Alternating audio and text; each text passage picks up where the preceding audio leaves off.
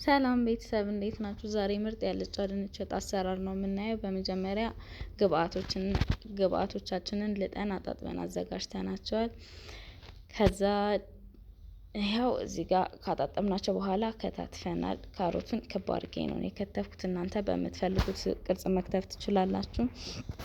በመቀጠል ድስታችንን እንጥድና ትንሽ ሞቅ ሲልልን ዘይት እንጨምራለን።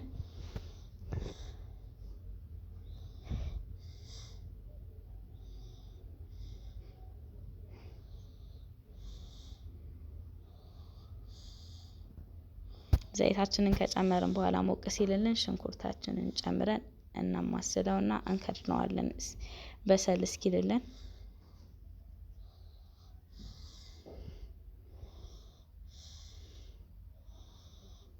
እዚህ ጋር ይኸው ሽንኩርቴ በስሏል ደርሷል። ከዛ ቅድም ከትፍ ያዘጋጀሁትን ካሮት ጨምራለሁ።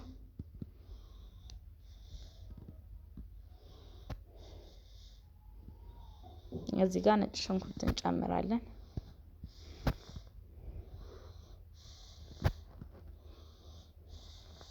ከዛ ካሮታችን እስኪ በስል ከድነን እንተዋለን ማለት ነው። እዚህ ጋር ካሮቱ በስሏል። ከዛ ካሮታችን ከደረሰልን በኋላ ቀጣይ የምናደርገው እርድ እንጨምራለን። እርድ እኔ በቃ ድንቹ ልጨምር ስል ነው እርድ የምጨምረው ብዙ ጊዜና ምክንያቱም እርድ ስለሚይዝ እንዳይዝብኝ ነው፣ ካሮቱ እንዲበስልልኝ ነው። ከዛ እዚህ ጋር እርዳችንን ጨምረናል።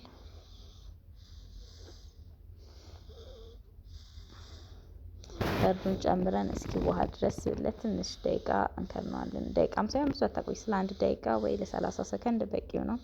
ከድነን እንተወዋለን።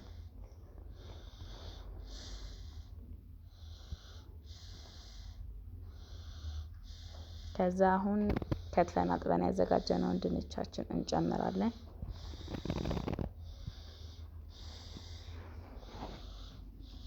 ከዛ ድንቹም እስኪ ዋሃድልን ድረስ ከደን አድርገን ትተነው ነበር ለ1 ደቂቃ ያህል።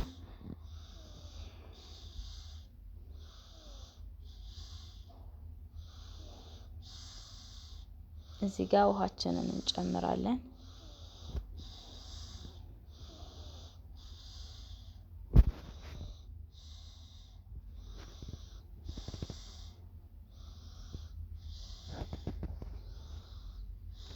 ውሃ ጨምረን እስኪ በስልልን ከድነን እንተወዋለን ማለት ነው።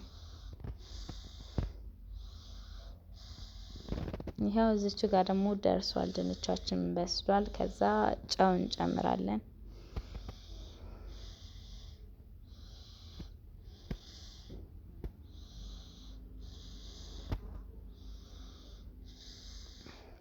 ጨው ጨምረን ካዋሃድ ነው በኋላ በመቀጠል የምንጨምረው ከትፈን ያዘጋጀነው ቃሪያ ነበር። ቃሪያውን ከላይ እንነሰንሰዋለን።